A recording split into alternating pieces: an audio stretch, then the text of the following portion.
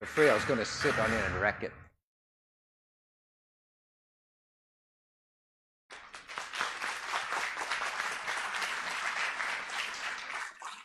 All right, I hope you can hear me all right. Thank you very much for coming. And I know this is not going to be the usual ministerial functions that you attend, YB. But firstly, I want to thank all of you for coming and for being here. We launched DNA23 about a month ago, just over a month ago. And it's an initiative by Dato Sri Anwar Ibrahim. And over the last, I don't know, maybe 6-8 months that we've been working together, the people ask me and my team, what is the premise and why DNA23? What does it stand for? What does it try to achieve? The simple answer is really this. DNA23 is a platform that is designed to connect the rakyat to the things and the challenges that matter most for Malaysians like you and I, especially as we move into a digital age. So the premise of DNA23 is really about the fact that, if we have a new spirit of collaboration between us, that if we put aside our differences and focus on the challenges that impact all of us, we can come up with plans that help this nation to succeed, that will shape our future for, maybe the next decade or even the next century. And so it is really about, working together, finding a new spirit of collaboration, and then just getting ideas from ordinary Malaysians like you and I, professionals as well, and, specialists. And I know we have some in the room today, and just putting our minds together to do these things. Now, I know some of you were at Astro.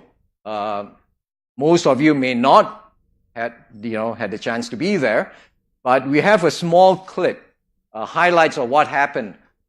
Just like weddings, they like to play what happened in the morning. So, at church and so on. So we got a small highlight. It's about maybe about 3 minutes, I think, 3 minutes long, and I think you'll enjoy watching it. And for Dato Sri, it's a little bit like looking back over what happened in the last at our first launch. So can we just play that? Thank you.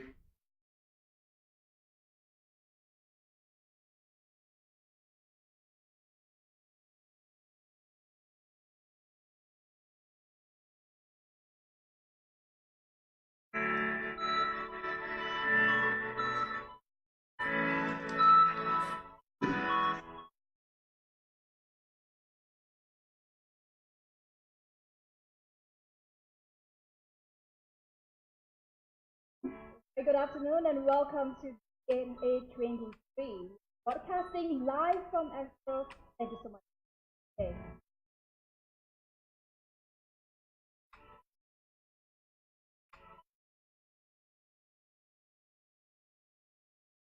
Play our role, making sure that you are able to actually take full advantage of all of the benefits that the whole industry provides. In order for us to succeed, infrastructure is key. Let's look at infrastructure from a different point of view. Particularly, we have to make sure that it's pervasive, expands across the country, provides you with quality broadband. Also, it provides sure.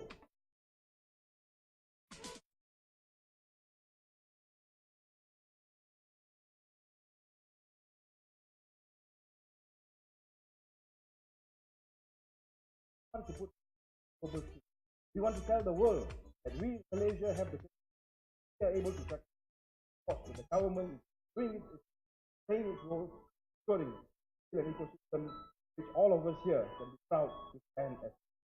Thank you very much, Wadi. Yang harus dilaksanakan sekarang. Rancangan masa depan. Rancangan sekarang diambil tindakan segera, yaitu DNA. We must now start a new initiative. Not only the narrative, the initiative, that any successful company must make an attempt to go down and connect with the masses. Those who have the access and power and to then lead this narrative have the courage to dispel that notion. Make sure that the digital agenda becomes part of our DNA of Malaysians to now emerge as a more competitive, knowledgeable society.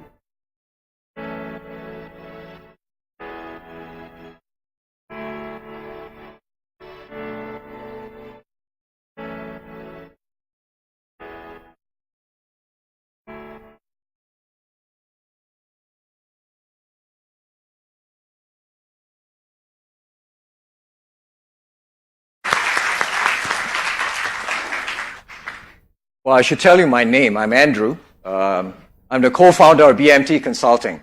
And, to do something like this today is not easy. I think, I said to myself, I got to thank the people who really worked alongside us. Of course, the Star Media Group, thank you very much. And also Asli, Melissa was with us yesterday till about 6 to 8 p.m. Just trying to get this thing, last minute rehearsals and so on and so forth. So Stanway University as well. Thank you very much for the facility. It's wonderful, right? Now, I need to do this. Now, you received a little bookmark. And if you turn it over, you'll see a little QR code there. Now, one of the premise of DNA23 is, of course, getting a voice from ordinary Malaysians who are in this room and everywhere else. So what I would encourage you to do is to join the conversation if you haven't already. And it's very easy. You just take your phone and then you scan that QR code. And then what you do is there's a poll of a number of questions there. It's very fast. You just need to just click and move on. And this poll really tries to get some feedback from you about the 9 themes that DNA23 seeks to achieve. These 9 themes were, in our minds, things that we deem to be important for this country, that will help Malaysia to prosper if we are willing to work for it, if we want to fight for it, if we believe in it. So I would encourage everyone in this room to just give us some feedback if you can. Just click that code. Now, the second thing I need to do before I step down is, of course, to introduce the speakers. Now, we have 4 of them today. Actually 5. It's 4 plus 1. These 4 speakers are not new to us. I think, they're friends to some of us. And, their accolades are much longer than my Chinese name. So, I have to have this. I hate carrying papers, but I need to do this because it's just so hard to remember everything that they've done. Such a long list. Jasmine is the CEO of NEM Malaysia. She's a Yeah, and she's just back from Bali, so she's totally relaxed. And she's a co-founder of also Epic Homes, and I think you've heard about them. They seek to build houses and homes for people who have no homes. So she works with that. She has spent about 20 years in financial services with banks and so on and so forth. So we're very glad to have Jasmine tell us a little bit about her journey as an entrepreneur. Now, next to her, we have, and this is just the order of the speakers, next to her we have Anna. Anna comes all the way from the US, so she's a little bit jet lagged, I assume, but she started at Columbia University at the School of Public Health, and she's been working with a group of, underprivileged and sidelined communities like Latinos and so on in the States. She has actually set up a number of educational platforms and created about 300 over educational games. So she works with, she's the CEO of Genius Plaza, I should say that, of course. And, she works with children of immigrants and what she calls at-risk students of underserved communities. So we're very glad to have Anna tell us a little bit about her journey as well as an entrepreneur and her experience of working with these communities. Now, we also are very happy to have Sinan with us, Didi and Friends, the creator. And of course, Didi and Friends have more views than my Facebook page. Yes, about 1.3 billion, followers, or I don't know what you call it. But Sinan will tell us a little bit about how his journey started. Someone told me that you started with 50,000 ringgit in your pocket. That much money? Really? Okay. Well, Didi and Friends focuses obviously on animation, and he has done a tremendous job there. So he's going to tell us a little bit. Actually, I wanted to take a quick poll. I know we don't really have a lot of time, and you're not here to listen to me. But how many in this room are actually entrepreneurs? That you run your own business? A show of hands, quickly. All right. Good for you. Right? How many of you here are not entrepreneurs but are planning to be entrepreneurs or want to be entrepreneurs? Quick show of hands. Okay, good. So if I had both of you together, you're about maybe 65%, right, of the room today. So I think we've got the right crowd. Now, lastly, Ganesh. We have Ganesh with us. And, Ganesh accolades are really long. And you know, he's what? You're like the youngest CEO for MOL Global when they were listed in 2003, right?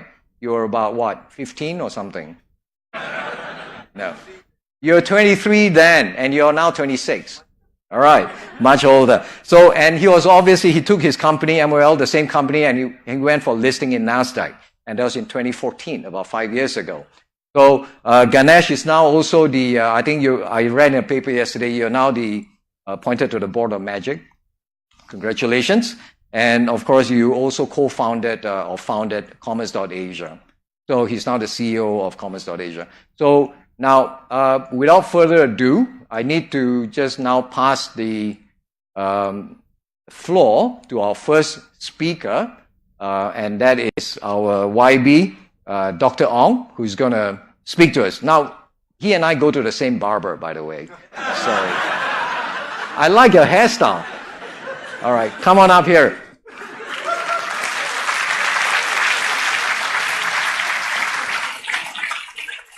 Thanks, Andrew. We look alike, don't we? All right. I think I have a little bit more hair than you. Oh no! All right. Do you need to speak? Yeah. Right. Thanks, Andrew. Thank you very much, Dr. Sri, Anwar Ibrahim, all the distinguished speakers, Melissa from Asli. Most importantly, the audience who are here today. Really glad that you gave me this opportunity to update my presentation on a topic that's very close to the heart of MITI, the ministry that I represent, as well as all those people who are interested in how digitization can make a very big impact, especially in the manufacturing and the related sectors. I know that many of the speakers later will talk about their own specific industries, which I think I can complement by talking more in terms of how the fourth industrial revolution from a digitization perspective has influenced and will continue to influence different sectors of the economy, including and especially the manufacturing sector. I know time is short. I have a lot of slides here. I won't go through all of them, but the reason why I have more slides here is so that for those of you who want to refer to the many examples that are in these slides, it can be a very good reference point for you later. But for the purposes of this particular presentation, I will just highlight the ones that I think are more important to this particular audience. So, you know, like all good presentations, hopefully, we would have an overview of the different areas I'm going to go through very quickly. I'm going to start with talking about digitization in the third industrial revolution. I think for the young people in this room, you may not have lived through that. For the ones who are a bit older, like myself, you would have been able to see that and then compare digitization in the third industrial revolution with what is happening in the fourth industrial revolution to show some comparing and contrasting. And then also to give you examples of digitization under industrial revolution, the fourth industrial revolution. Then we move on to a very important part, which is businesses who are already involved, like what Dr. Sri Anwar said just now, the initiatives that are ongoing in terms of digitization, and then emerging opportunities. That's very important for the entrepreneurs and would-be entrepreneurs. And then the last part, the most important part for entrepreneurs, which is the funding aspects. And I'll talk about how I think different models of funding have evolved from just giving grants to a much more sophisticated environment for funding different digital initiatives. The first one, digitization in the third industrial revolution. I thought that this, one of my interns got this, very nice GIF to show you what digitization in the third industrial revolution was. You can see a slightly older laptop in the middle, and what it's showing is that all the stuff that's on that table basically was put on the computer. And for those of you who lived through the 1990s and then also the 2000s, you would have been able to see everything go through the internet. Right? So basically that was the third industrial revolution. Going through automation, going through disrupting the value chain through putting everything on the internet. How about the fourth industrial revolution? Okay, I'll give you some examples, how, Encarta made the original Encyclopedia Britannica obsolete, and then later on, Wikipedia made Encarta obsolete. So this is one example of how disruption happened in the third industrial revolution. We can talk about classified ads. Chun Wai is here, is from the Star, or formerly from the Star. You can talk about how, for example, in the 80s and 90s, classified ads were very important revenue generator for many newspapers. But then later, we can see how this was taken online, in terms of job searches, for example, as well as listing of different products such as cars. What is different about the third industrial revolution and the fourth industrial revolution? I think this is where I really want to spend a bit more time on. The fourth industrial revolution, I think I just want to compare. The third industrial revolution was about automation. The fourth industrial revolution is about how different machines, different Internet of Things devices are talking to one another, and we can access the data, access the information in ways that are very, very different from what happened during the third industrial revolution. And that's where things like smart factories, big data analytics, Internet of Things comes into play. We know of the different components of the fourth industrial revolution. I think some of these would be familiar to many of you. Big data analytics, systems integration, autonomous robots. All this can be found online in the Industry Forward program that was launched by the Prime Minister last October in MITI, and this is one of the flagship programs that MITI is embarking on in 2019. But I think what is important about these different areas is how they work together in different ways to give us new business opportunities, right? And this is where I think the biggest difference lies, which is how the network effects of IR 4.0 or the fourth industrial revolution comes in terms of hooking up different devices. And this is where I think the young people, really help me prepare for this presentation. I think, how many of you here have heard of Xiaomi or Mi? I think many people here would have heard of Xiaomi in the context of smartphones, correct? But I was told that Xiaomi actually sells things like cameras. They sell things, like fridges, like different, washing machines even. And the interesting thing about all these devices is that they can talk to one another, and they can collect data through IoT devices which are connected to the internet. And Xiaomi now has 151 million IoT devices connected on the internet. And I heard that they've also launched their flagship store here in the Klang Valley in Berjaya Times Square, if I'm not mistaken. So this is one very good physical manifestation of the fourth industrial revolution. Okay, this is another example, of how different combinations of IR4 now work in ways which perhaps we're not so familiar with. Internet of Things combining with big data analytics to come up with better models of working. And I wanted to show this because this is an important way in which the younger generation is now working. So WeWork is actually a co-working space. But the different thing about this particular co-working space concept, which has just launched in Klang Valley in KL, is that they use big data analytics to measure the effectiveness as well as productivity of the workers depending on the configurations in the working space. So one example is that if you put a worker closer to the boss in the co-working space, you find that the productivity increases, right? So this is one good example of how these things can be optimized. Of course, you don't want the bosses to be hovering over your shoulder all the time. So a good balance has to be made. And this is how I think more big data analytics combining with collecting of information through IoT can be a very, very good way of optimizing processes. Just now at iLabs, I think one of the technologies introduced just now was how you want to capture different crowds which are walking and working in places like shopping malls, for example. And this is an example of how this can be optimized in a commercial setting. Okay, examples of digitization under IR 4.4. I'm not going to go through all of this, but some of the more interesting examples. Supermarkets like Amazon are already using recognition, facial recognition, as well as product recognition, together with online payments, as well as sensors, so that you can just go and pick out stuff from a supermarket after you scan in your code, and then you can walk out without, you have to pay, but without having to go through the cashier.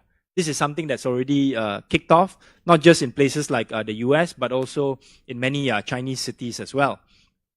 Computer vision and IoT combining to make recycling and sorting easier, so that whenever you put a product, something that you want to recycle into the bin, they can actually tag it to, your own QR code, for example, and make recycling payments to your particular account. Whereas before, you could just deposit recycling stuff without getting anything in return, or maybe get a token. Now you can get digital tokens. Right, virtual reality is changing the way the way cars are designed from a augmented reality standpoint, whereby you can drive using augmented reality, like what Dr. Sri Anna went through just now. But from a design perspective, this is really important because you can simulate conditions whereby you have accidents, for example, and you can collect data from those situations, and you can save money in terms of not having to crash physical cars into, obstacles and whatnot, right? So these are some examples. Business leveraging on digitization. I think this is where things become a little bit more interesting. When I started surfing the internet way back in the 1990s, Amazon was just selling books. I think some of us are still old enough to remember those days. But now Amazon not just sells different things, but they're also moving into warehouse management. They have moved into warehouse management, and now, of course, web services through their cloud service provision. And this is an example of how digitization, collection of information has led to new business opportunities. Just now, we had an example of how somebody wanted to do micro farming, right? This is an actual commercialized application already, whereby you can do urban farming using Cartesian mapping based on different squares on your sort of like portable farm in an urban setting, and you can actually measure how each box within that little farm produces the right kind of output, and you can optimize it based on the data that you collect. This is an example of local homegrown technology, TMR&D, smart helmet, whereby you can have a camera with certain sensors in the camera for people who are working in difficult conditions, challenging conditions. If they fall down, for example, you'll be able to contact that person, and you'll be able to see whether that person is okay or not, how severe those injuries are, and then you can design the appropriate response. Industry 4.0 also creates new opportunities, especially for manufacturing services. You can see how different companies, that are local companies, are trying to hook up, those different manufacturing machines within the factories in order to collect data in a very cost-efficient manner so that you can improve the manufacturing efficiency. This is a very good story of a local company. How many of you here have heard of Vitrox? Okay, I think many of the older entrepreneurs, or more seasoned entrepreneurs rather, would have heard of them. This is a company that started in a flat in Penang, doing visual inspection machines. Now they've expanded into their own campus on Batu Kawan in Penang. They've listed their operations, and because of IoT as well as the huge amount of processing power that many of their machines use, they are doing a lot of high-end imaging testing for semiconductors, and also using that for other industries as well. And they've expanded into their V1 application, which is a platform to be able to collect information and display it in ways that can improve manufacturing operations, not just for their company, but for other companies as well. Right, so there's, of course, Grab. People know about how it's gone into different areas. Katsana is also a road safety device, local company, collecting data, driving data, using algorithms in order to score drivers, so that you can collect insurance premiums based on how safe a driver is. And this is very relevant to Malaysia now, because we are moving towards a risk-based insurance, pricing system for car drivers. Right, this is Industry 4.0 supply chain used by BMW. And then, of course, we know about Netflix and Spotify, how they use big data in order to generate algorithms to try to curate different things for you to go and listen to, as well as for you to watch. Of course, nowadays, most people, have a limited number of choices, even within the larger space for Netflix and Spotify. And that's why I think, this kind of curation becomes even more important. IBM Watson, this is a smart algorithm in order to capture data to answer different questions that different people have asked in the education, legal, as well as the medical field. This is a local company, a digital autopsy, that captures 3D images of cadavers, and they enable different medical specialists to do online autopsies. So actually, after you do the capture of the cadavers, you can get rid of the body. You can, bury the body. You can incinerate it, and then you still have these kind of images for you to do your digital autopsy. And this is a Malaysian company that's based in the UK. Right? So these are all different examples. Because of time constraints, I'm just going to quickly look through emerging opportunities. You can see how with the increase in the number of devices that are being connected to the internet, there are a lot more data analytics as well as IoT applications that we can look into. This is a self-driving autonomous car app that is locally made, which is able to turn any normal car into an autonomous one from a data capture perspective. This is, Open Bionics, which is trying to use data capture for customization of prosthetics. Same thing with Soulmaker for shoes, right? We have, Foldit using different cloud computing to use different analytics in order to look at protein foldings as a model solving puzzle. One of my more favorite items waiting for it to be rolled out in Malaysia. This is just a test of age group sort of like dynamics. How many of you here know what Twitch is? Twitch. Okay. So the gamers here know, right? The rest maybe not so sure. So Twitch is a platform whereby you can watch people play games. And it's one of the fastest growing platforms around the world. Google Stadia is a little bit different in the sense that it wants to allow you to have access to technology that you can use to play PlayStation games on your normal console that may not have the kind of capabilities as a high-end computer or high-end PlayStation. You can just Chromecast this particular app onto your television. How many of you here use Chromecast? It's the best 150 ringgit that you can spend, right? You can cast YouTube and different devices there. And the only sad thing is that it's not launched in Malaysia yet because we need to upgrade our internet speed to about 25 megabits per second. But we're getting there with the help of Gobin's ministry. I'm sure that this will be launched pretty soon in Malaysia. Right? Another potential blockchain disruptor, Arcade City. I'm sure that Jasmine will be talking a lot more about blockchain later, so I won't steal her time. And these are just some examples. TM Open Application Platform to allow different service providers as well as manufacturing companies who have a lot of data to upload their data so that you can create data analytics in order to improve different manufacturing processes. Right, so this is the last part, funding and starting out. We have grants, rewards, assets, debt, equity. All these are different models that are being used by different companies. And I think the point I want to emphasize here is that as a government, we should not be looking only to give grants. Even now, we in MITI for Industry 4.0 rollout, we focus much more on matching grants. Right? And then there are different ways in which you can look at different models of funding, which includes equity, which includes crowdsourcing, and a few others. And there are already different organizations that are involved here in this, including funding societies, for example, that started in Singapore and has expanded here in Malaysia. Right? There's crowdfunding models. These are some of the companies that are involved. There's also a local example of how Oxwhite, for example, minimizes its inventory. It does pre-sales. I'm wearing an Oxwhite shirt now, doing some advertising for them.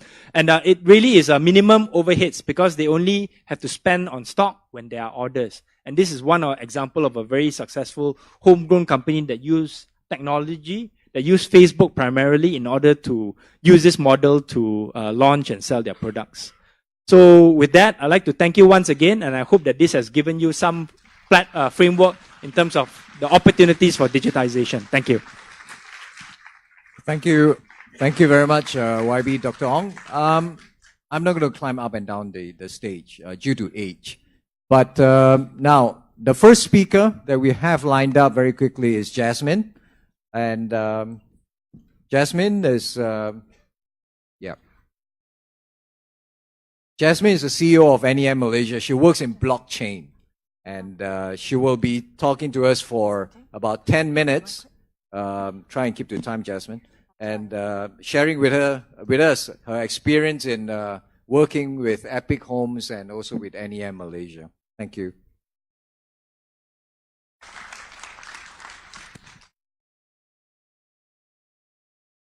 Hi, can everybody hear me? Good, very good. Good afternoon. Thank you for having me here very much. My name is Jasmine, and currently CEO of NEM Malaysia. Tomorrow we don't know. And that's the thing about Industrial Revolution 4.0. Things change in a blink, and we never expect to stay the same for more than a year. So it's not the fault of millennials that change jobs. It's just how things are moving right now. So don't say that we are Rolling Stones. We are not. I am a Malaysian. I love Malaysia. Born and raised in KL. Mom from Johor Segamat. Dad was a Singaporean but decided to stay on this side of the divide when there was a cut. Very ordinary middle-income family. Middle to lower when we started, and then through hard work, a little bit middle and slightly higher. Now, in my growing up years, banking, lawyer, accountant, that's what Dad wants us to be. I ended up in banking. My first job in Citibank. But I had a passion. I have a passion for young people. So I started mentoring young people. And what were we going to do with all this young energy? We started going out to villages and we were bringing things that will help out. One of the things we found out was the living conditions of Orang Asli. It was quite bad in some places. So one of the first projects we did was we got funding on social media to help paint a village. And in the course of painting a village, this house came to our attention. And a man actually lives there. He lives there through rain, he lives there through sunshine. That's his bed. And we were appalled. Young people are amazing. So they decided that we're going to do a flat pack house. Because to build a full house is too difficult. And it requires skilled labor. It requires a lot more investment. So we raised a house in 3 days. That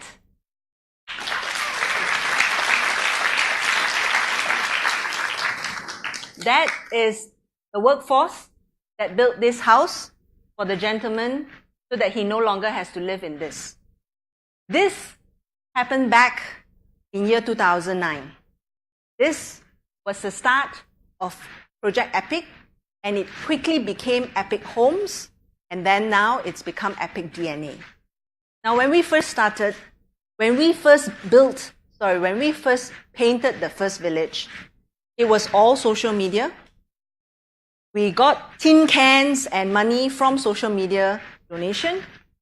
And then when we built this house, we went to ask developers for leftover materials so that we can work with it and raise the home. That was the first home. The four co-founders of Epic, banker, now ex-banker, 2 media and communication student, and 1 ACCA graduate. Nobody has any building skills. And this is what we've raised. And with Epic, to date, they have built more than 200 over Orang Asli homes. They have helped in the Kuantan flood relief, building more than 40 homes within 2 weeks, all by sheer volunteer power. I encourage you, please, go on to the Epic DNA website and check them out. Today, Epic, as it stands, with the help of social media, with the help of technology, with the help of peer-to-peer interaction on the internet, we are helping other people do good work. We are helping other people reach out to their community. What does EPIC stand for? EPIC stands for Extraordinary People Impacting Community. So we were vehement in not leaving out the word ordinary, because it is ordinary people that are made extraordinary because you decided that you want to impact community. And the media, social media, technology is there to help you. There are many people with willing pockets. When we were building this house, at the birth of Epic, the funding came from a banker who was taking a break. The little savings I had funded the start of Epic. Out of a room somewhere, we didn't pay ourselves salary. There was no sustainability model. I think Mitch may have a word with me about that. But what has happened today with Epic Homes is we have become self-sustainable. How? We have offered the entire home building experience as a team building experience, getting corporates to come and support the effort while we take about 10% on the top of it to pay salaries to those who are doing it full time. So that's what Epic Homes have become, and they have become a training company offering training, because one of the things that we have done is we have built bridges on community between the urban and the rural. One of the things that we were doing is we were taking urban volunteers, young people from the city, who many do not understand that chicken have feathers and that they can run around wild and how an egg is laid. I'm not kidding you, it's true. And brought them here in an environment with the Orang Asli. You say you're helping the Orang Asli, but actually you're getting an education in return. Understanding how people live without internet, some without electricity, some without running water. So now, having helped co-found Epic, one of the things that came to mind, and that's where I met Kian Ming, was voter registration. Because what the experiences with the Orang Asli told me that we need to have a voice in government. And that voice, everybody has a voice. It's a question of exercise. So we started Voice Your Choice. And Voice Your Choice also leveraged on the power of social media, on the power of technology. If I was doing this, even back in the 90s, there was no way we could have achieved any of these results. Voice Your Choice started a movement.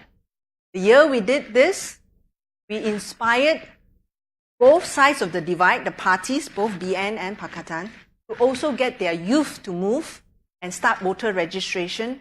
That year we had double of the voters registered. This was according to the report from Election Commission.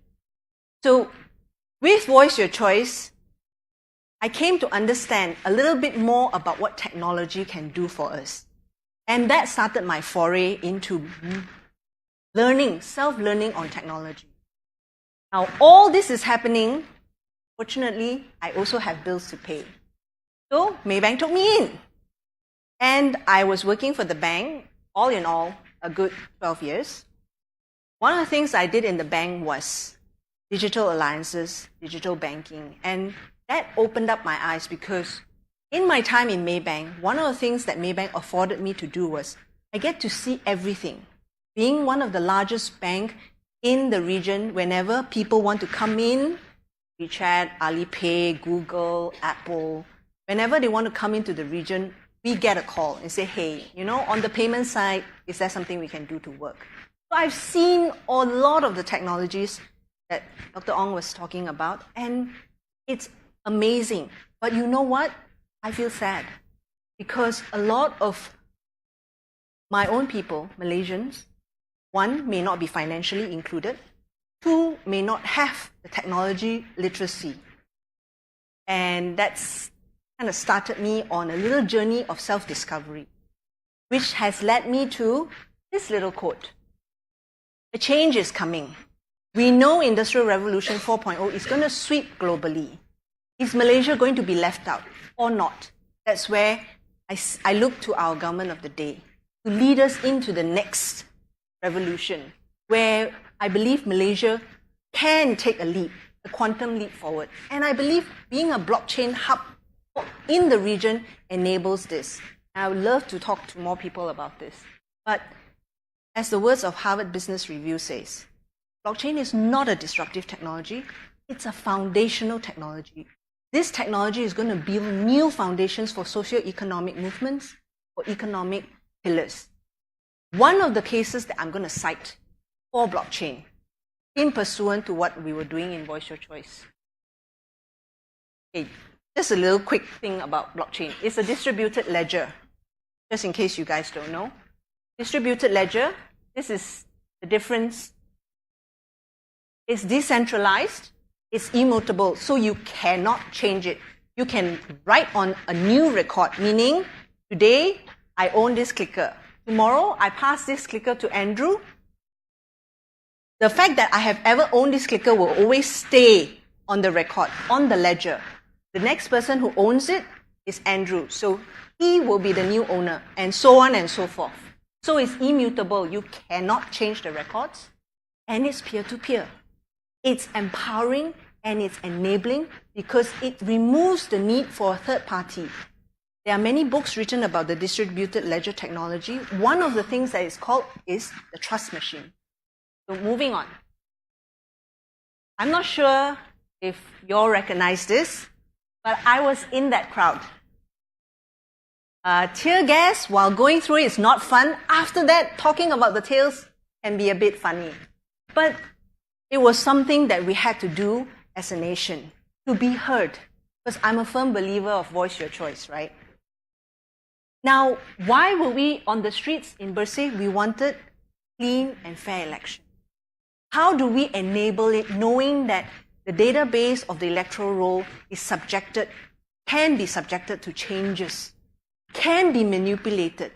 It just takes somebody in power, in a position of administration to do that. And that's where blockchain is supposed to stop it. That's where blockchain will not allow you to do something like that.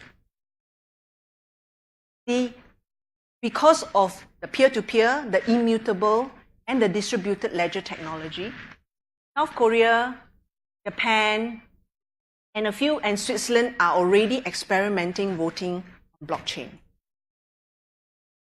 NEM has also helped do a POC for the Ukrainian government for voting on blockchain. And this is where I will conclude my presentation. Blockchain is not a disruptive technology. We're not here to disrupt. We're here to help found new foundation. And that's where I believe Malaysia can take the next leap forward with blockchain. Thank you very much. Thank you very much, Jasmine. Inspiring. Now, our next speaker is also a girl and works with communities that are perhaps, underserved. Anna has been the CEO of Genius Plaza for quite a number of years, and I think it focuses on educational platforms and reaching out to close academic gaps, achievement gaps. So, Anna, the floor is yours. Thank you. So my name is Ana Roca Castro, and it's not complete here, but I'm the founder of Genius Plaza. Our mission is to ignite the genius in every child, especially those in underserved communities. So because we know, as Mitch says, geniuses are spread equally among all zip codes, but opportunities are not. So I like to take you to an internal journey and close your eyes and think of that person that ignited the genius in you when you were a child. 2 seconds. By the end of the day, make sure you thank that person. Send them a tweet, a phone call, the good old phone calls. Those are really good too, if they're still alive. Or thank them in heaven, wherever they are. So think about that. Those geniuses, the little geniuses, especially those the underserved. I arrived in the United States as an immigrant when I was 14, and I had already won the calculus competition back in my country, in the Dominican Republic. And when I I was a senior in high school. And when they realized that that I didn't speak the language, they put me in the bilingual math class, which was a 4th grade class. So I was so upset that I dropped out. And my volleyball coach, thanks to the volleyball coach, I just played volleyball all, for 3 months on the streets with drug dealers. And my volleyball coach, who just, she wasn't my volleyball coach. She saw me playing volleyball and pretty much rescued me and made, my entire curriculum, advocated for me to make that entire curriculum for me, personalized for me, before technology was even a thing. So I found that woman, Shana, who ignited the genius in me. And thanks to her, I finished high school, I finished college, joined the United Nations, all thanks to her. She really helped me throughout my career. And then I started, I became a software engineer, implemented Oracle systems for the UN. And then later, I started Genius Plaza. So when I started the company, it was my second company, I met my other champion, Frida Kapor. And Frida, I remember I didn't even know investing was a thing. I didn't know people invested in other people. It wasn't part of my world. I was in little, upstate New York. And I met Mitch and Frida at the United Nations. And pretty much I had already sold the previous company to the government. And, it was a social network for diplomats and ambassadors. That was the world I was coming from. And I remember Frida said, "What are you working on now?" And I told her, well, now I want to do something in education because, that was cool, but I didn't even know that was a startup and I was an entrepreneur, but now I know. And she said, I would like to invest. And I said, what do you mean? And she kept saying, that's the thing. People do invest. So that was the beginning of a new journey for me, the journey of entrepreneurship. And I realized very soon, my entire life, I wanted to put my two passions, education based on that experience, and Shana kind of pulling me out of the dropout world. And I was just going to be one statistic. And using technology, which really saved my life, later on when I discovered technology. I always say I discovered my inner geek. And I wanted to use technology for something completely different, to help ignite those little geniuses in our kids.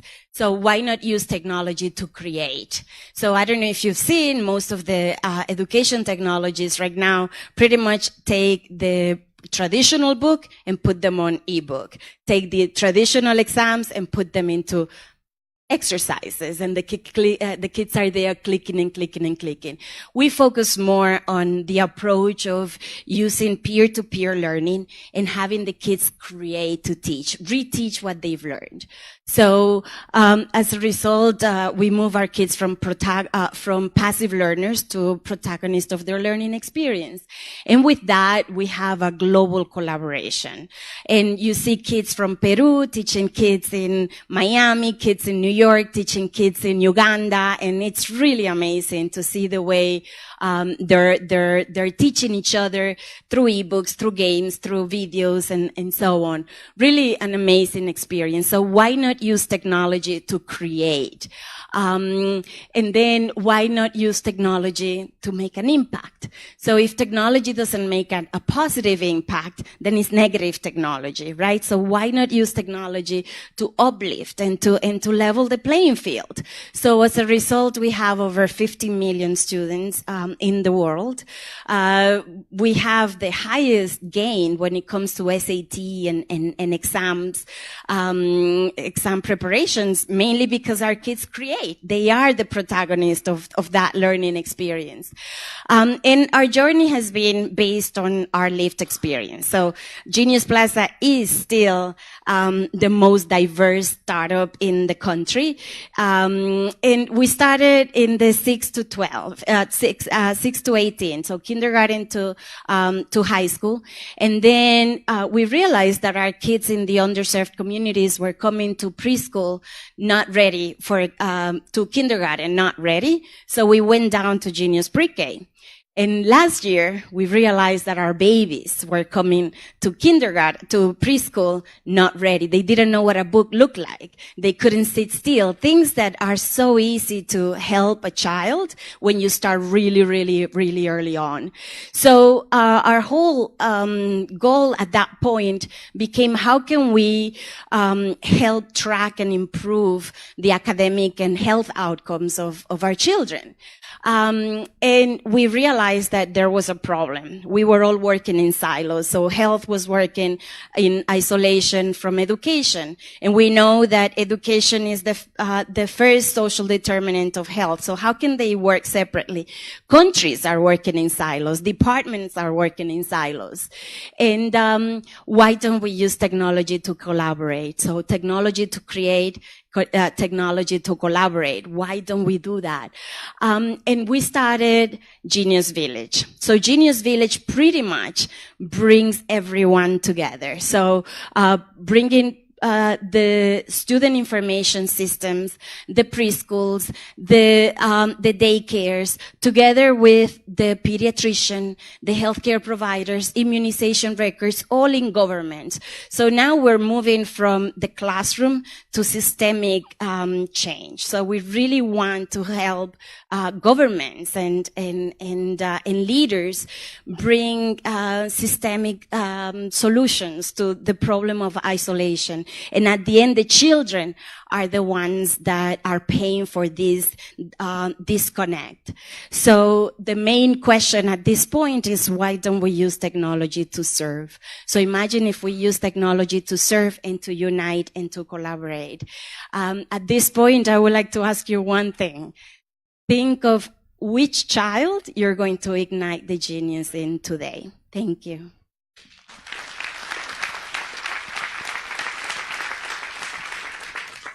Thank you, Anna. You know, Anna will be hanging around around 5 o'clock. So if you have questions for her, please just hijack her.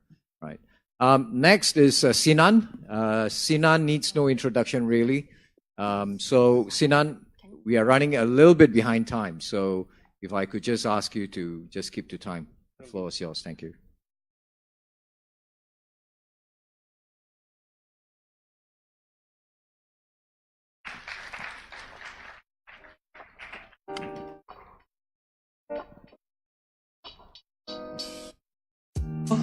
Test.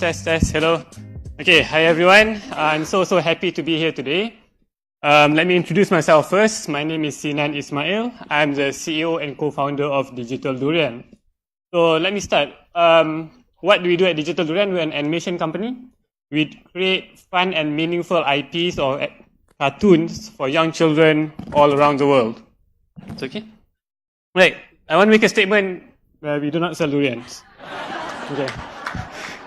So this is what we do. We're actually creators of DDM Friends and Omar Hana. They're both preschool IPs, and I'll just talk a little bit about our products, right? So DDM Friends is a fun and musical entertainment cartoon on YouTube. We started 5 years ago, and to date we have 1.4 billion views on YouTube. Thanks. 1.8 million subscribers, and it's already in 7 languages, including English, Spanish, Portuguese, Hindi, and some others. Right? Then our second IP, launched just 2 years ago, is called Omar Hana. It's basically a fun Islamic cartoon for young children. It now has 800 million views on YouTube in 2 years. Also 1.8 million subscribers. And in this Ramadan, it's going to be aired in 30 countries all around the world. Okay. On top of that, we also do licensing and merchandising. So we have more than 1,000 products sold nationwide in Malaysia. And this is some pictures of fans and our merchandise. The Becha one there is unofficial. Right. Okay. So I think I'll go straight to my point. How do you create value for people? Right? This is a picture of my parents, my late father and my mom. Right? So both of them are educators. They were educators, they were lecturers. They went to Azhar University when they were studying. My mom did her PhD in London. And how did they create value for people? It's through the classroom, right? They teach and they teach hundreds and maybe thousands of students throughout their years. And this is me, maybe cuter than now. But like any parent, they had that wish for their son to become an educator too, right? But what happened to me? I chose to become an entrepreneur. Was it because I wanted to create value for people? No, because I love football and I want to watch football tengah malam so I can wake up late the next day. True story. Right. So I chose to do animation. Why? Was it to create value for people? No, again, because I love this guy, Optimus Prime, and I just love watching cartoon when I was young. When you put this into context, Sinan started a cartoon business so he could watch football and wake up late the next day. It's not inspiring at all, I know, but this is how I started, and it was lucky for me, it happened 11 years ago, right? So I just want to share what I learned within my 11-year journey, and I'll try to make it fast. So the first one is let passion drive you. Again, I love cartoons so much, and somehow I found myself in the School of Mathematics at USM. So I actually studied mathematics, I don't know why, don't ask me.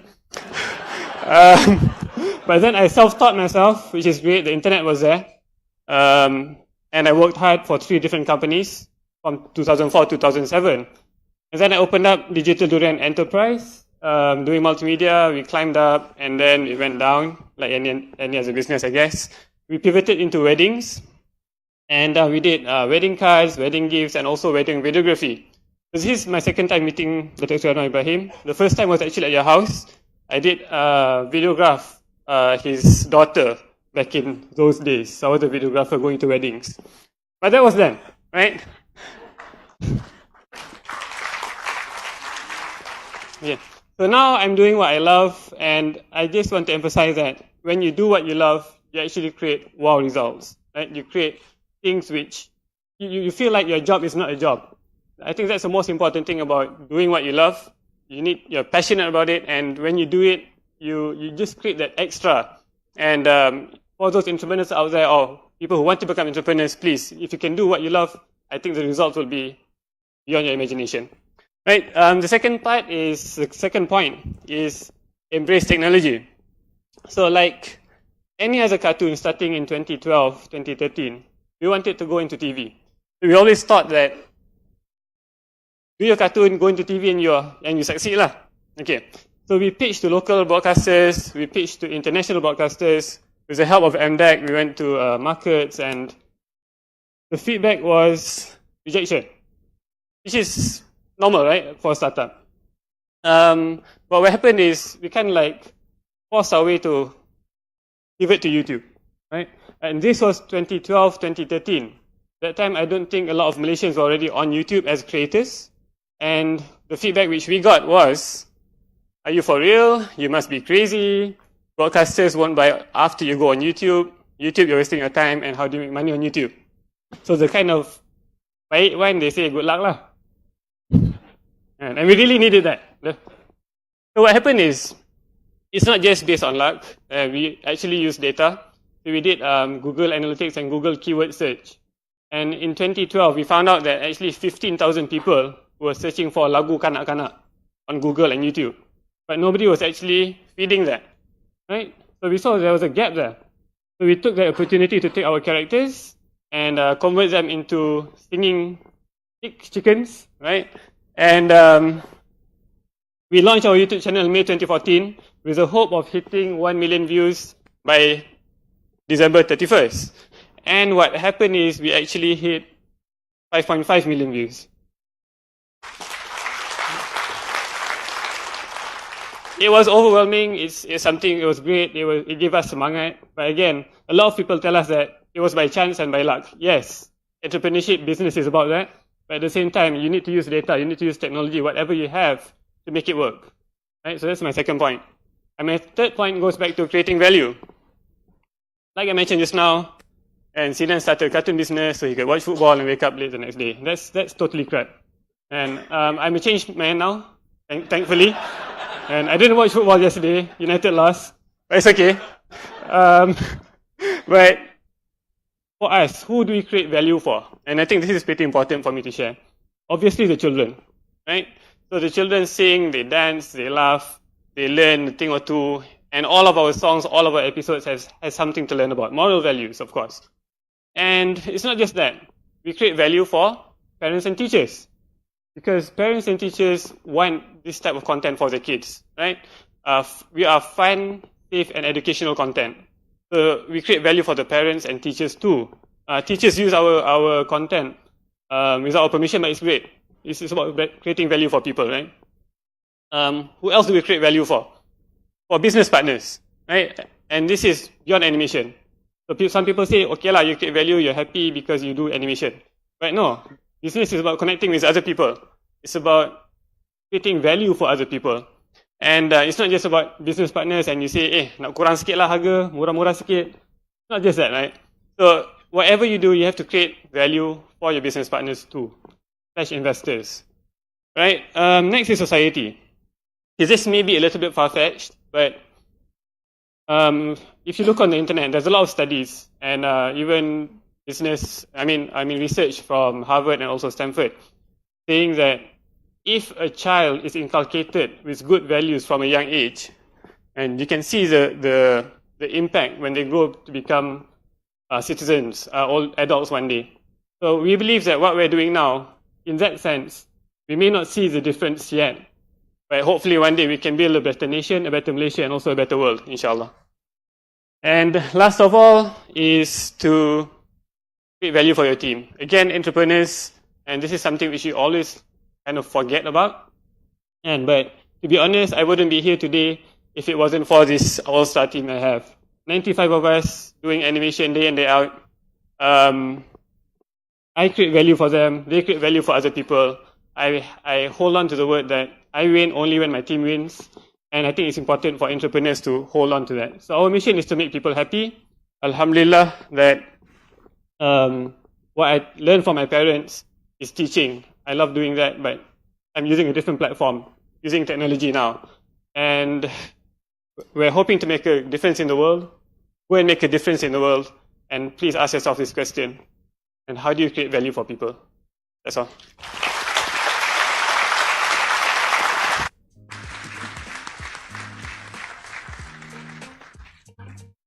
Thank you. I'm very pleased to introduce Ganesh as our last speaker before we get on to Mitch, who will speak to us.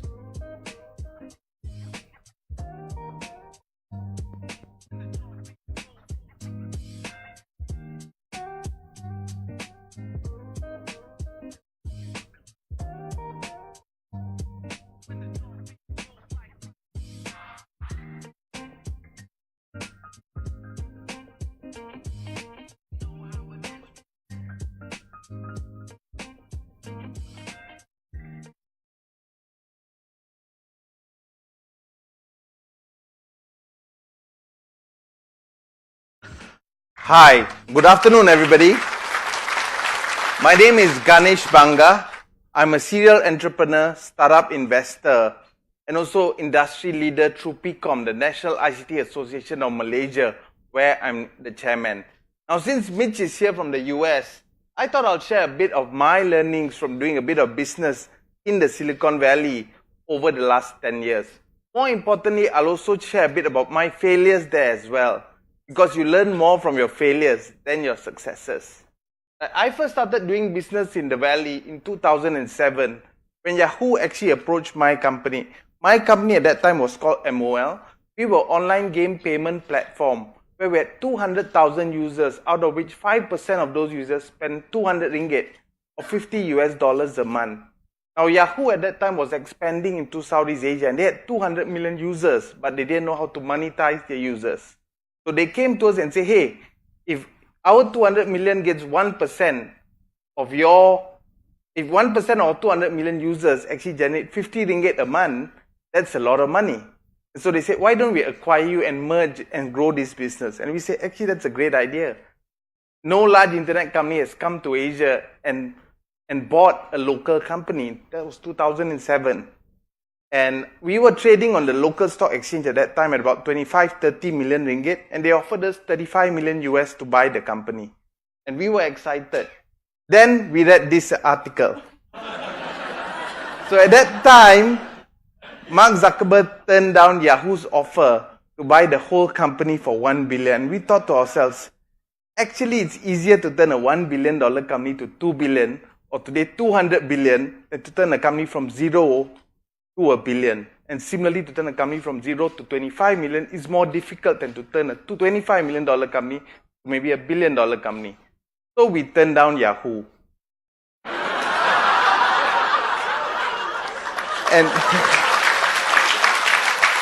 right. And then what happened was we went online to see which other large internet portal had as much traffic as Yahoo. And we found this social network. The social network was called Friendster. Friendster had 100 million registered users. They hadn't got into gaming. Zynga wasn't formed yet. And we thought, hey, we do a partnership with them. It would have been a great idea.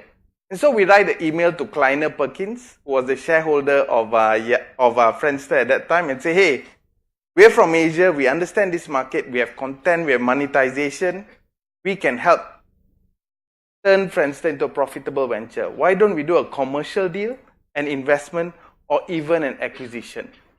They never replied my email. They must have thought, what is Malaysian crazy guy thinking that he can buy a Silicon Valley social network? Right?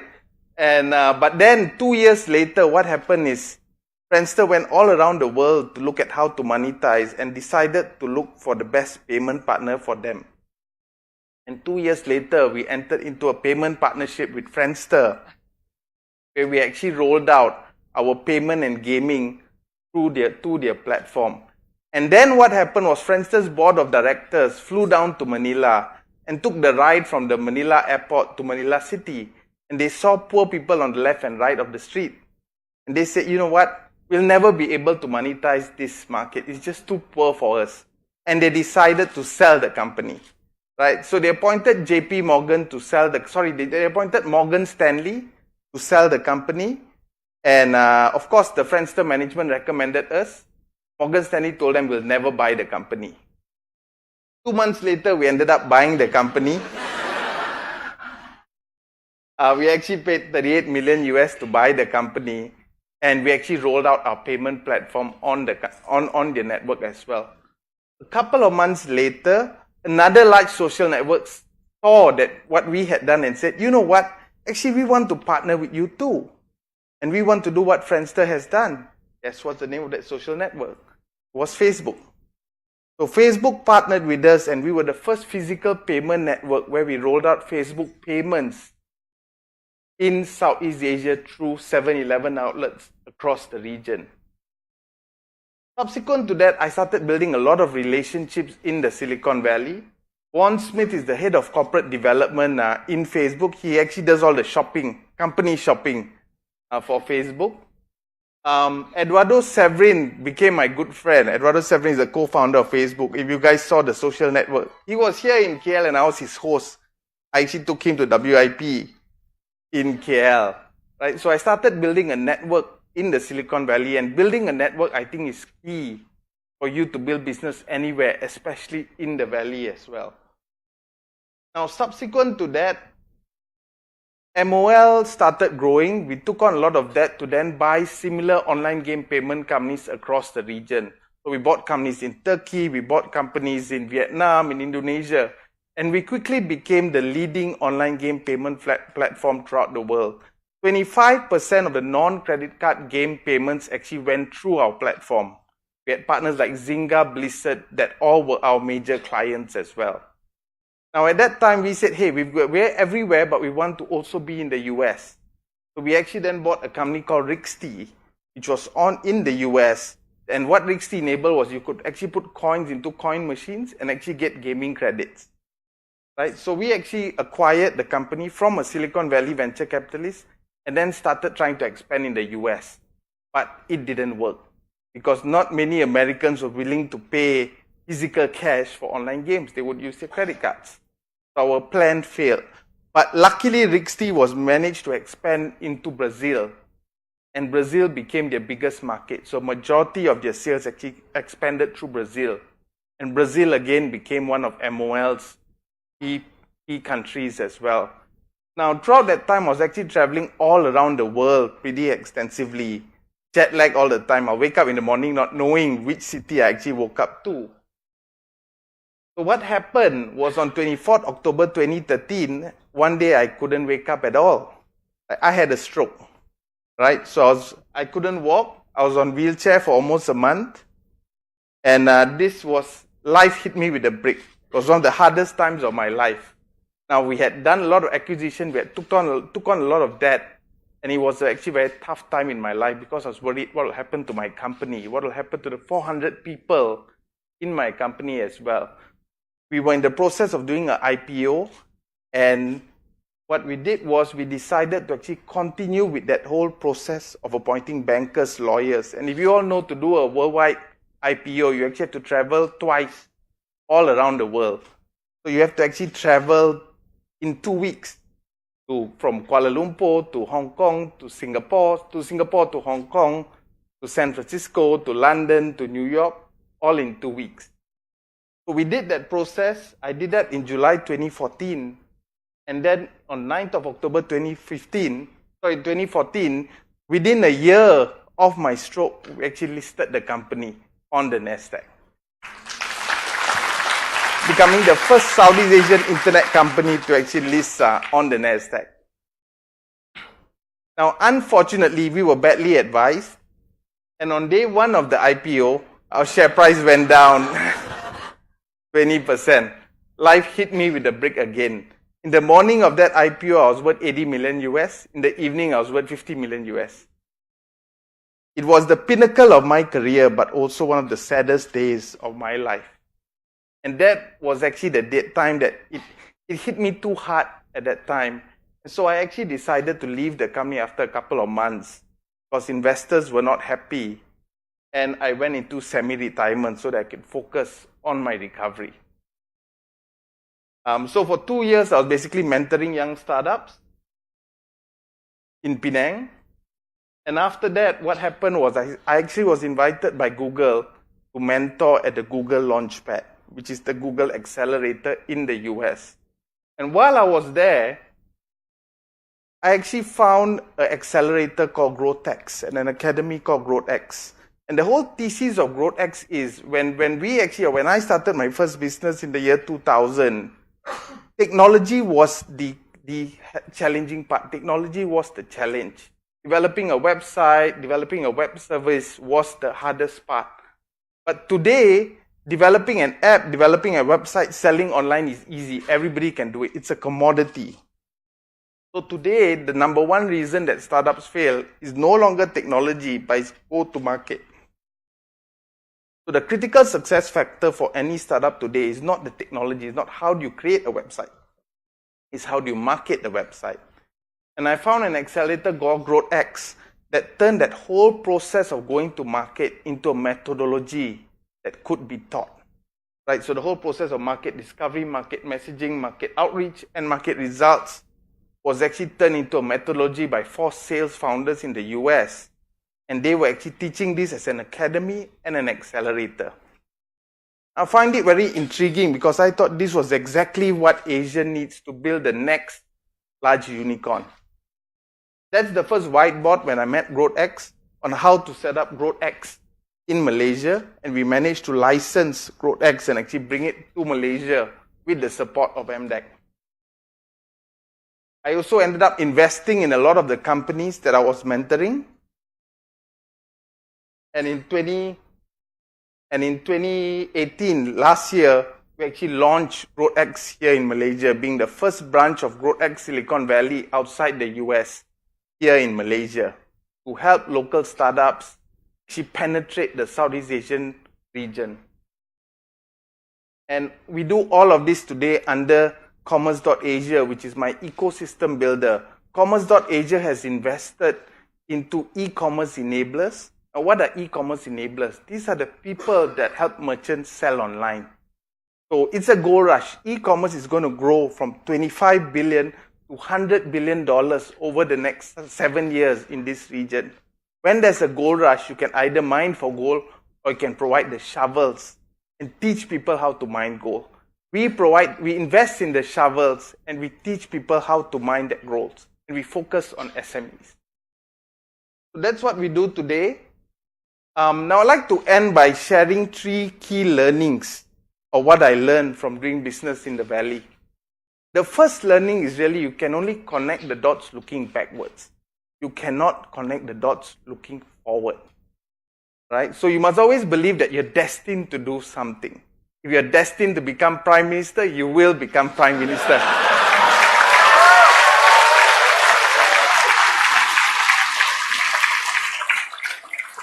The second is life's always going to hit you with a brick. But what doesn't kill you makes you stronger. The stroke made me physically weaker, maybe, but it also made me mentally stronger. Right? A lot, and more importantly, an even better person than what I was before. And the third key learning is, a lot of people ask me, how did you list your company in the US? Well, it's all about the mind. If you say you can do it, you will be able to do it. Control your mind, control the world. Thank you.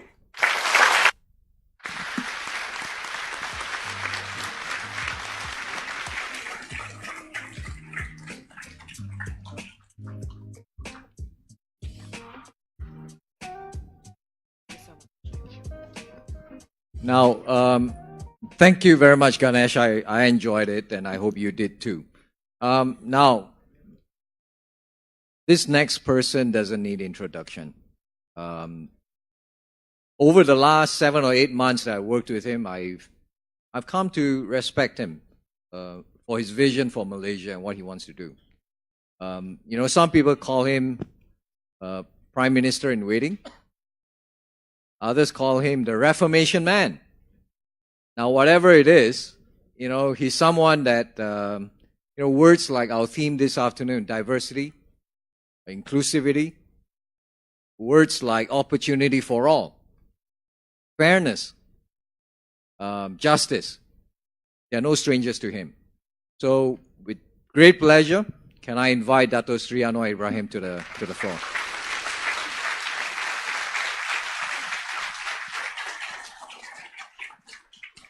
And he will also introduce his good friend Mitch, who will speak to us before we close. Assalamualaikum warahmatullahi wabarakatuh dan salam sejahtera.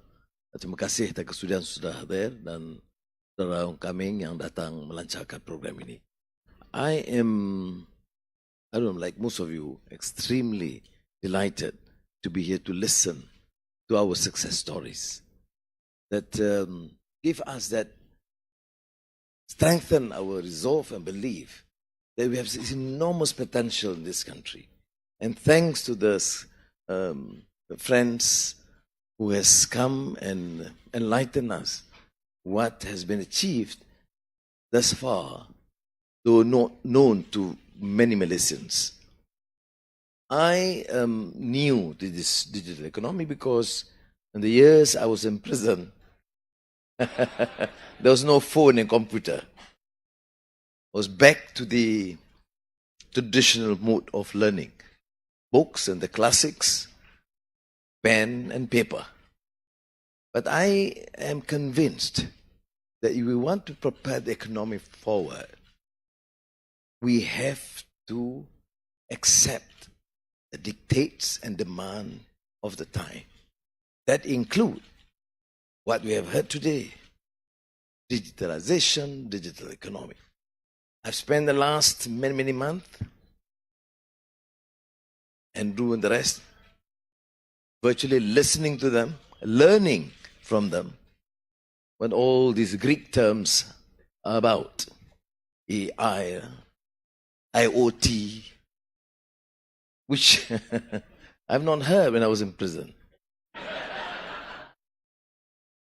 So I'm fortunate because I have some very dedicated friends committed to the cause.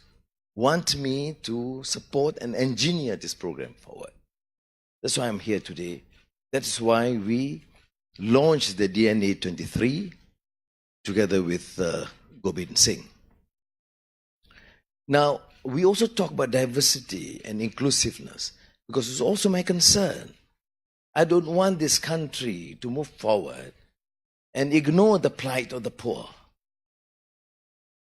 Malays, Chinese, Iban, Indians, doesn't matter. The poor, the marginalized are human beings, not because of their color or their religious beliefs. Therefore, the focus, whilst we continue to engineer this new program, reform of our economy, and it has to be towards meritocracy and sophistication in these related industries, we cannot ignore, as I said, the plight of the urban and rural poor. And another cause of concern, it must not lead to further inequality in this country. Now, you have heard about diversity. There's strength in all of us if we are given adequate opportunities. All these new sophisticated terms that we use must be shared by every single citizen of our country. That is our mission. And I'm very fortunate to know Mitch Kapoor and Frida since 2005, because we've served together in invitation of former Vice President Al Gore, another dear friend of ours. Now, Mitch is, of course, brilliant in this field, and he was quite instrumental in introducing me to all these gadgets and new terms. We were talking about Uber, I think about 2010, when he mentioned, and we were just polite, none of us were convinced. But because he was the expert, with Lotus, with Steve Jobs and the rest, in the earlier period, none of us argued. We were just polite. But, okay, Mitch, you have a say. That's it. So I am personally very delighted to have him as guest of our family in Kuala Lumpur and to invite him. In fact, we arranged this program just to fit his schedule at no cost. And because he's passionate about these things. I mean, he has been one of the great, instrumental supporters for these startups. The Latinos, the blacks, those who are not given in ordinary terms, enough opportunity to rise up and to survive in that very fierce, competitive world at the Silicon Valley. So I'm just using this brief opportunity. I'm not giving a speech. I've given too many speeches in Rantau. Oh my goodness. So, to reiterate the need to support the initiative of the government and our DNA23. Second, to keep on reminding ourselves that it must be done cautiously, knowing the diversity. They need to recognize the importance of all racial groups, rural and urban. They could be used and utilized as a source of strength instead of weakness, to create greater bond of unity among the Malaysians rather than divide. And finally, of course, to welcome Mitch and Frida. So Frida, of course, is not going to speak today, but she's wonderful. Aziza mentioned to me, in fact, complained this morning, why wasn't Frida given the floor? That's not my fault, it's Andrew's fault. So politicians have the responsibility, but not accountability.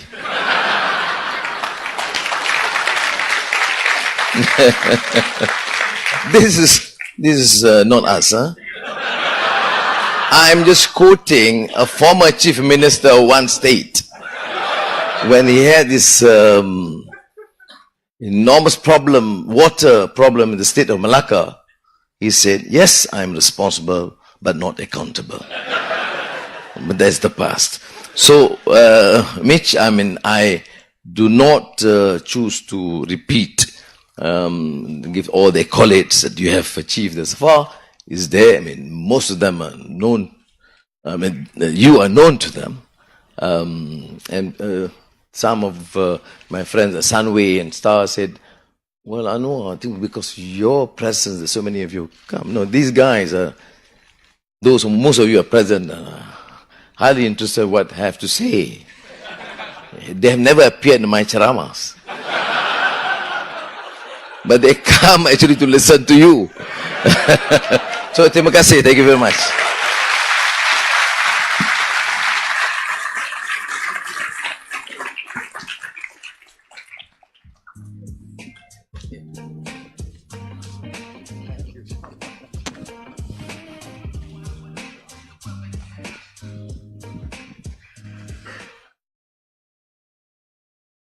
That has to be the best introduction I've ever gotten. Nothing will ever top it. Thank you so much. I'm honored to be here. I've enjoyed the stories of the entrepreneurs. Really resonate also, Dr. Sri, with your vision for the country. And in fact, we feel the work that we're trying to do in the U.S. in supporting entrepreneurs has the same goal of uplifting people at the bottom. And that's what I want to talk about today, is to share what we've been doing and those lessons and learnings, because the things that have worked well, the things that we're still trying to figure out how to do, because I think they have broad value everywhere, and hopefully in Malaysia. This is our building in Oakland, California, where all of our activity is based. But I want to say, before I get into this, that I'm really here as half of a team, and you've heard Frida mentioned before. You should understand that the architecture of what we do at K4 Capital, the principles by which we invest, the things that matter are really very much a joint product of ours. So even though Frida is not on stage today, would you just mind standing up for a moment and let the audience recognize you? Thank you.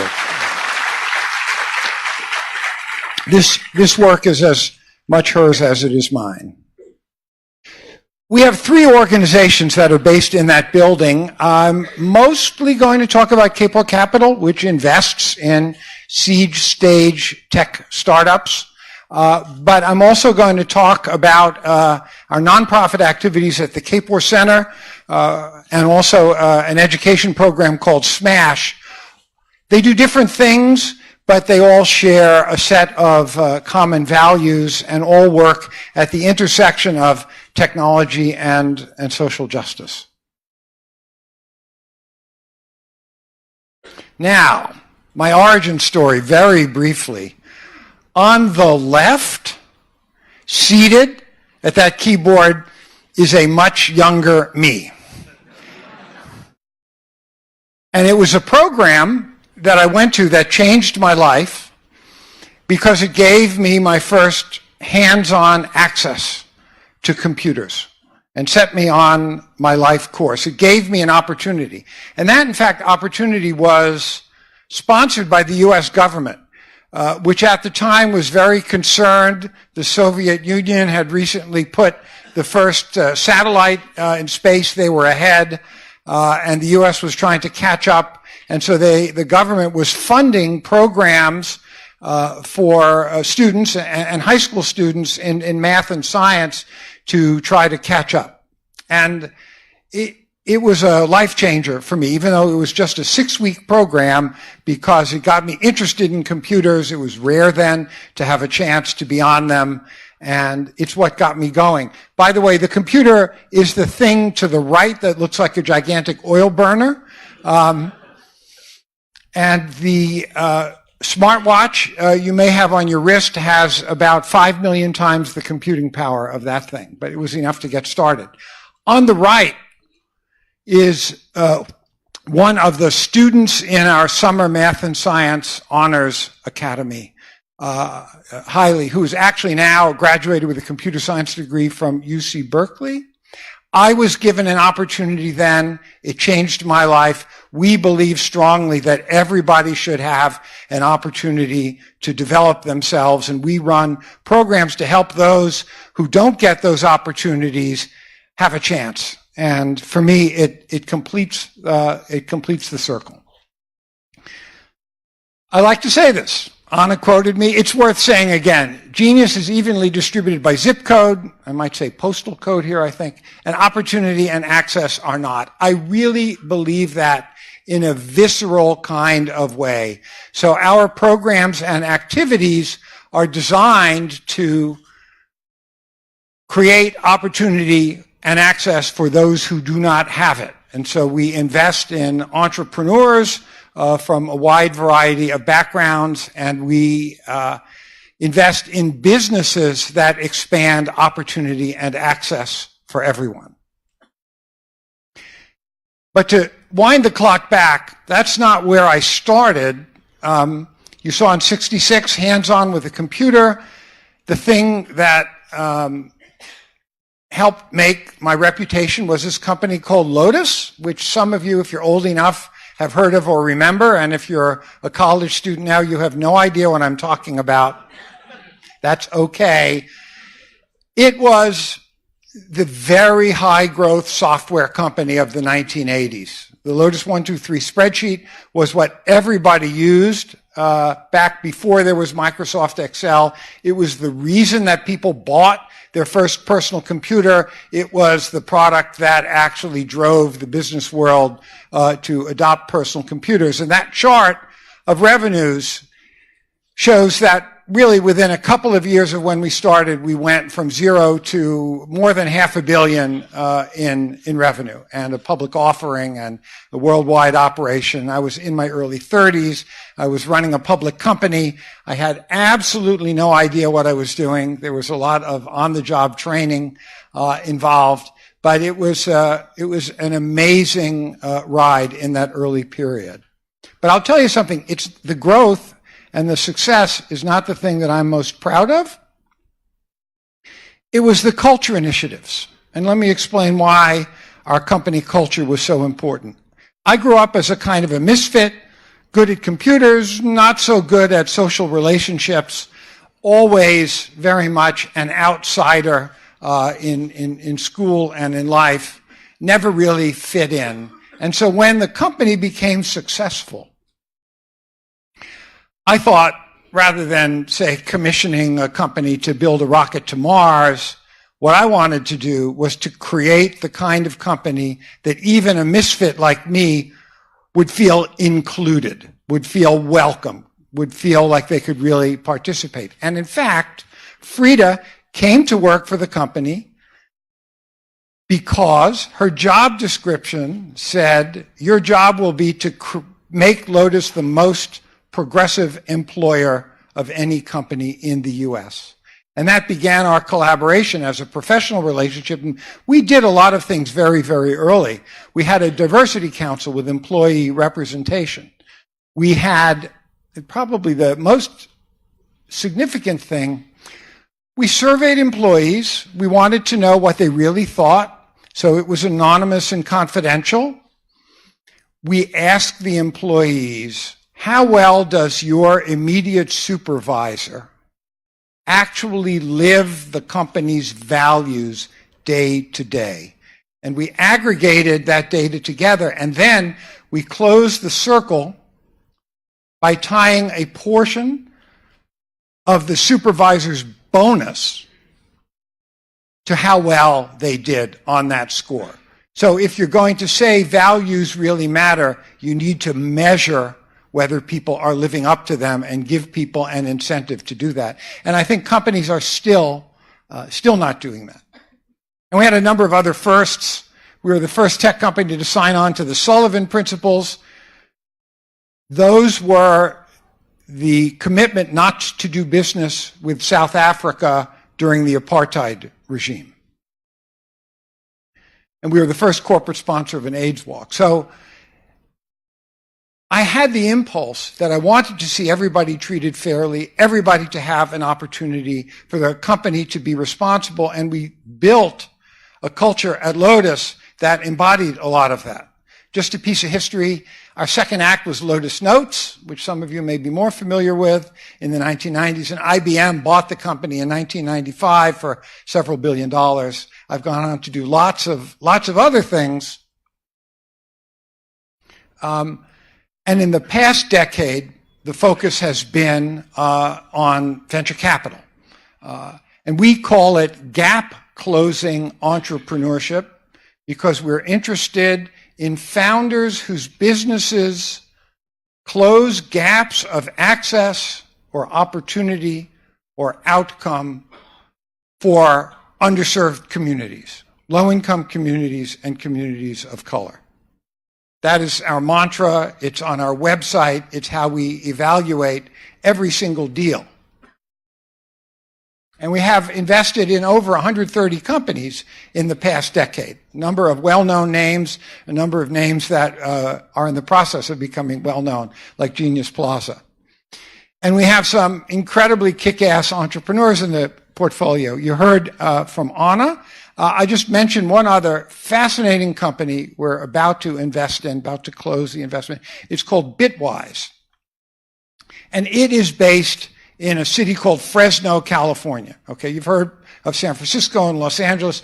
Fresno is a city of a couple 100,000 people, 170 miles from San Francisco in the middle of the Central Valley. It's where they grow all of the produce in California. It is not affluent. It has high unemployment. It is not a center of tech at all.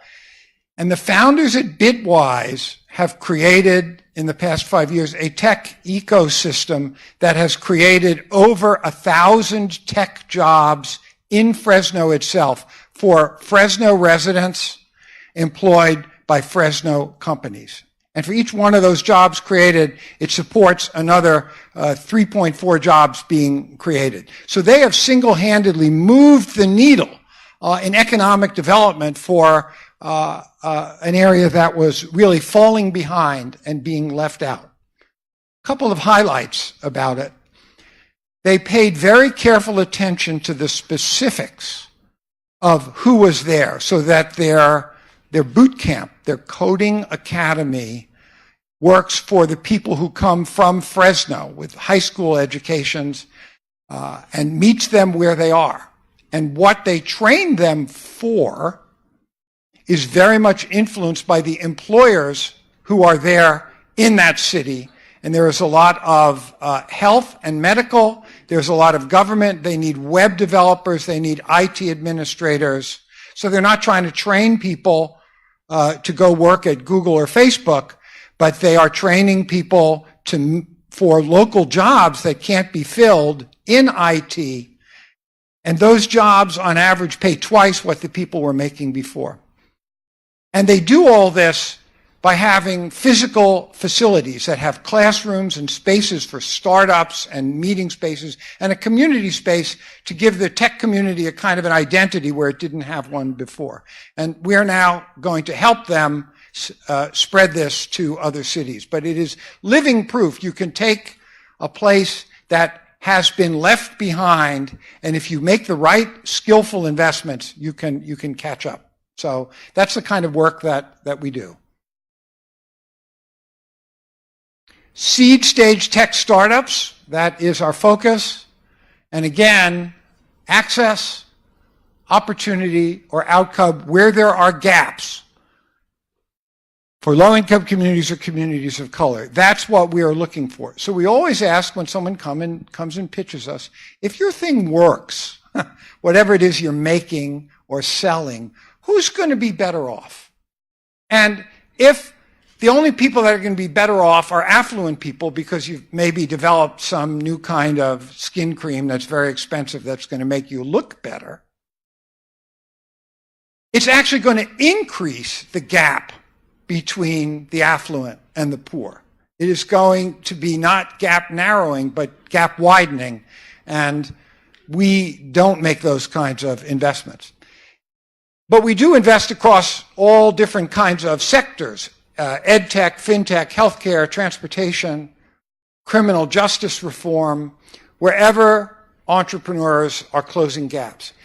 And here is where diversity begins to come into the picture, which is that the entrepreneurs we see with the ideas that we invest in disproportionately have lived experiences which are different than the typical entrepreneur, because they themselves have perhaps faced difficulties or challenges in their communities where they've grown up, in their families, their siblings. And for a real entrepreneur, one person's problem is another person's opportunity. And because of their lived experiences fueling their imagination, they're the ones, as you heard from Anna, who come up with the ideas that can actually make a difference in helping address very crucial social problems. So we have a disproportionate number of women founders that we funded, of founders who are African American or Latino or Latina, who come from, have a different lived experience and different background than what usually gets funded. And we are moving the needle on diversity in Silicon Valley. Oops, Our founders came to us several years ago and said, we need some help. We want to make our own workplaces more inclusive, and we want our workforces to be more diverse. Can you help us do that? And I should tell you that these are issues that Frida has been working on for 4 decades, that I've been involved with through her now for 2 decades. And so we said, okay, let's make a deal. We will have a founder's commitment. And since 2016, every company we invest in, we won't write a check unless the founder signs on to say, yes, I will build a diverse workforce with an inclusive environment. And our end of the bargain is to help them do that through education, access to resources, coaching, and a variety of interventions. And we were the first such venture capital firm to do that. It's now been imitated, sometimes well, sometimes not so well, by a number of other firms, and it is integral to how we do business. We also have programs on our nonprofit Kapor Center side to bring more people from the Oakland community. And Oakland is a very diverse community, and it is across socioeconomic lines and across race. There are many people who would like to be in the tech ecosystem but have been excluded from it, and we are a kind of bridge in the programs that we offer through our community engagement side. We have a big, it's sold out every single month on the first Friday, an interesting seminar or training up on the roof of our building. So in addition to the community engagement, the Kapor Center is a place where we do research. I like to call it sometimes Frida Klein's home for wayward PhDs.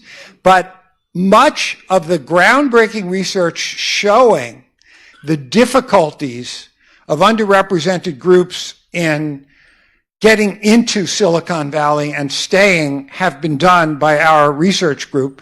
We have a large project now going on about girls and women of color in tech.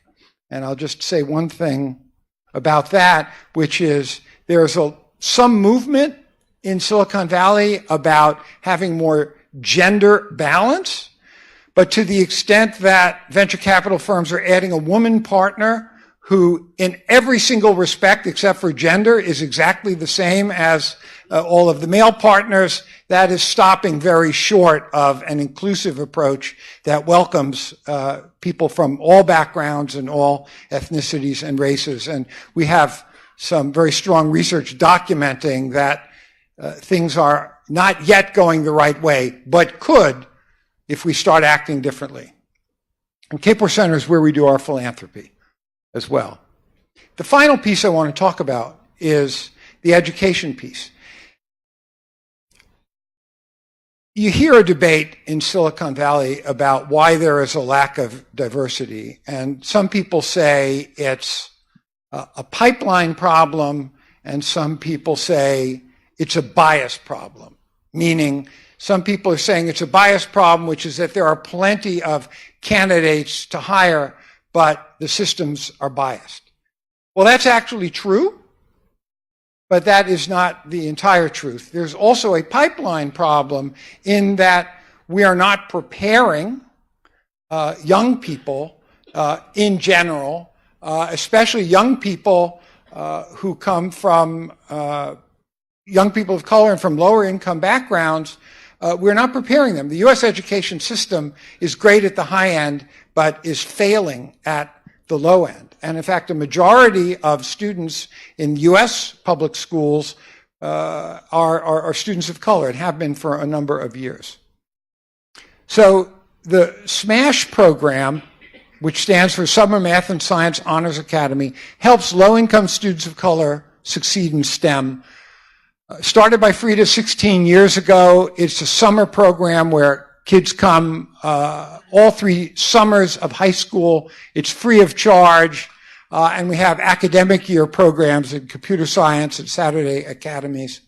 So we're helping close the academic preparation gap, but we're also equipping students with the self-confidence and knowledge that they belong in the wider world, that there's a place for them, that they deserve to be there, and that if they work hard, they can succeed. And that piece of the curriculum is every bit as important as the academic preparation. You have to do both.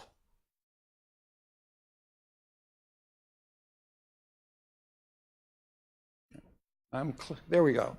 So it's in 7, actually 8 sites, serving 1,000 students a year now, with just off the charts results and outcomes.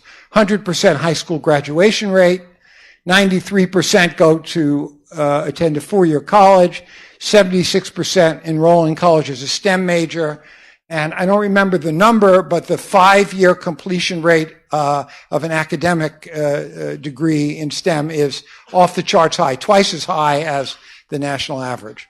So, and these are the locations that we're at, and more are coming.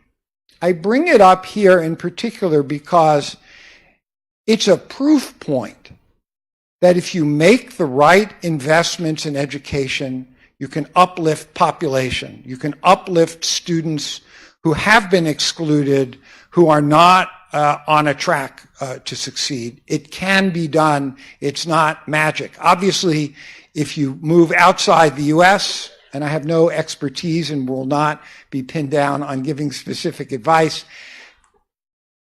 conditions and circumstances are different, so things must change and adapt. But I believe these principles are universal. Just as I have come to believe in the last 10 years that the principles by which we're investing have widespread applicability. Now, if you talk to, and I meant to say this earlier, but better late than never, conventional investors, they will tell you if you are investing for social impact, to achieve outcomes, non-financial outcomes, that you are necessarily going to be sacrificing financial returns. They will call it concessionary. That is the prevailing view.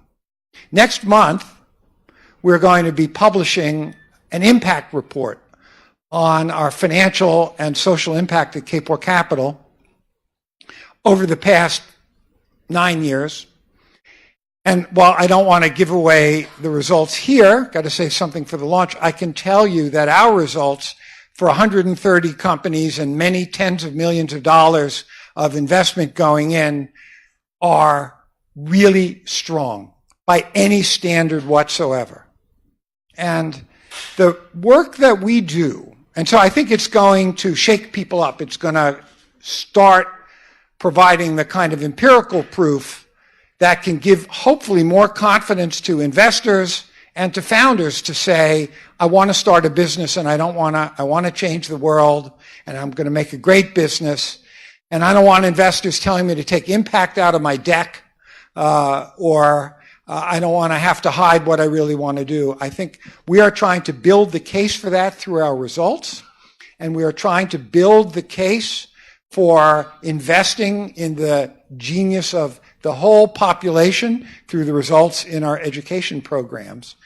I believe this work is incredibly important, and I have given a U.S.-centric talk because we're based in the U.S. and have capacity, limitations and need to focus. But I am coming to believe that there are important learnings from this that apply broadly, and I'm interested in dialogue and learning from you about what might work elsewhere and here. And I just thank you for the opportunity to share the journey that we've been on. So thank you so much. Thank you so much. Now, just last three things. I've been reminded so many things to remember when an MC, right? First thing is you need to clear the room like now because this is just how bootstrap DNA23 is. There's actually a lecture going to happen at 5 o'clock. So you need to all move out there. There's a networking session out there for you to hang around and have a chat. Mitch has an interview, but he will be joining you at 20 minutes. YB, Dr. Ong, I'm not sure you have an interview, but will you be joining us for a cup of tea? You will. Great stuff. Dato Sri too, thumbs up. So that's number 2. Lastly is, if you have not scanned the QR code and just let us get your feedback on the poll, please do so. Thank you so much. Thank you, everybody.